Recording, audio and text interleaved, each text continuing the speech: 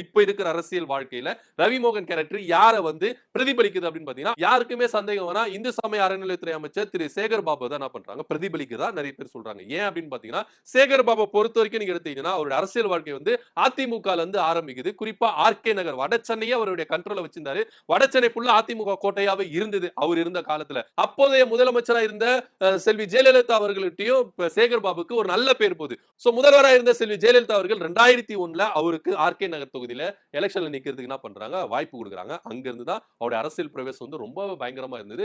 அதுக்கப்புறம் ஜெயலலிதா இருக்கும் பொழுதே அவர் என்ன பண்ணாரு, அதிமுகல இருந்து விலகி திமுக பக்கம் வந்து இப்போ முதல்வரா இருக்கிற திரு மு.க. ஸ்டாலின் அவர்களுடைய நம்பிக்கைக்குரிய மனிதர்கள அவரு பிரதான ஒரு ஆளா இருக்கிறாரு. சோ அந்த கேரக்டர பிரதிபலிக்கிறது தான் ரவிமோகனுடைய கேரக்டரா இருக்குது அப்படின்னு சொல்லிட்டு நெறைய பேர் சொல்றாங்க. உண்மையிலேயே அதுவும் கொஞ்சம் ஏத்துக்கொண்ட விஷயமா தான் இருக்கு. சோ கராத்தே பாபு யார் யாரு கேரக்டர் பிரதிபலிக்குது அப்படின்னு உங்களுக்கு தெரிஞ்சா நீங்க கீழ கமெண்ட் பண்ணுங்க. நன்றி, வணக்கம்.